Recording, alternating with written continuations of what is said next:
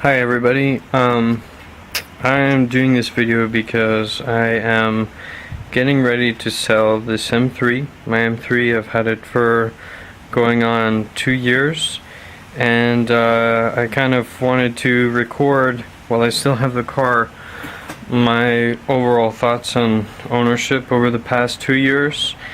Where do I start? Okay, basically, the reason why I'm selling because I am going back to school and I'm going to have to drive about 2,000 miles every month, and this car has 165,000 miles on it right now, and although it's in very good running condition and I drive regularly on the highway long distances, I don't want to put this car through that, and I'm going to probably buy a regular economic car. I mean either a Honda Civic, something in that range, or a Mazda 3, I'm not sure yet, but okay, so that's the reason why I'm selling. I also wanted to go over some problems and maintenance I've done with the car over the period of ownership, and I wanted to go over my thoughts on whether or not certain people should buy the car. I'm no expert, but from my experiences, I think it's a wonderful car. It offers very nice luxury in the interior. Let me go ahead and show that to you actually. It offers, for an older car, many features that I didn't expect. First off, you've got an onboard computer that will tell you quite a bit of information. Probably the one that I've been using the most recently has been the fuel consumption, and let me go ahead and show that to you. You can do check engine. This will give you a code if you have a small sensor problem, and that's pretty convenient, but sometimes can be annoying if you have a silly problem like I've had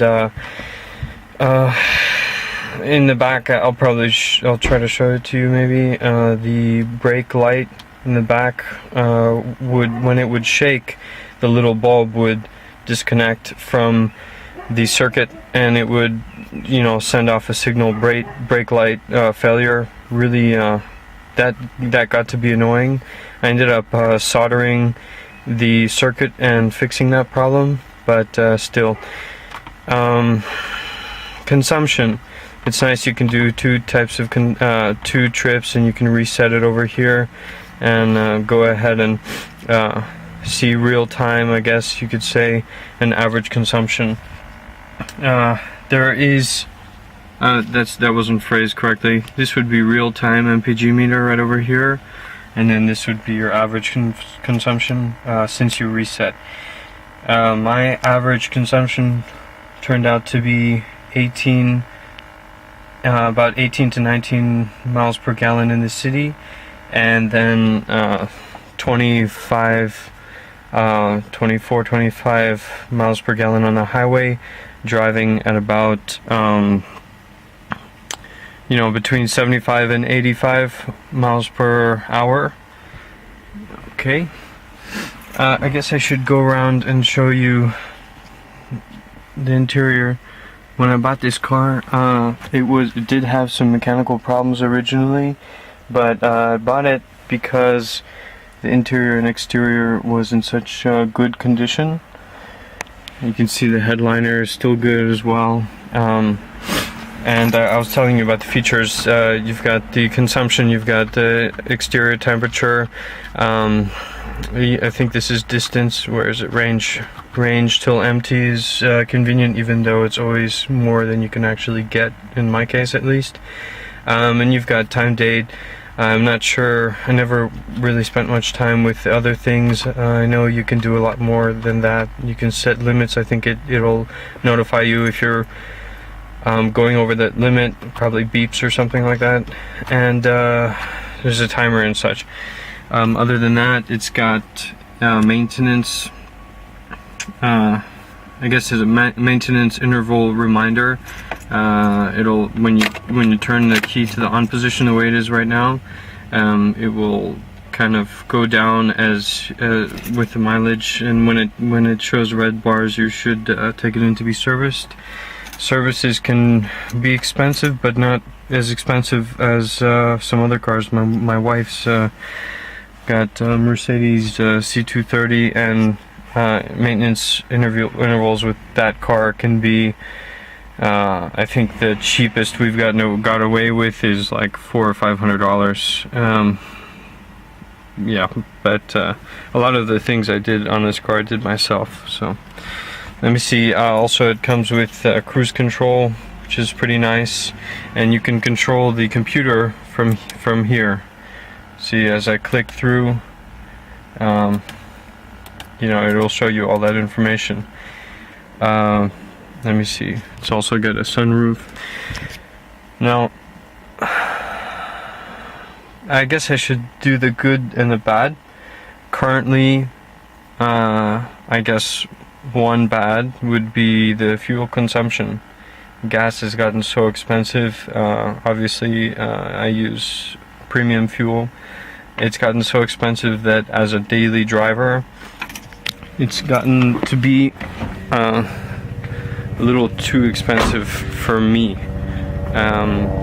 Another negative, I guess I would say, is that with this age vehicle, you have to understand that maintenance is a must, or I should say it never ends. Although I've done thousands and thousands of dollars of work on this car, I've changed out the clutch recently and flywheel. I've replaced rubber throughout the vehicle, you know, underneath the control arm bushings and so forth.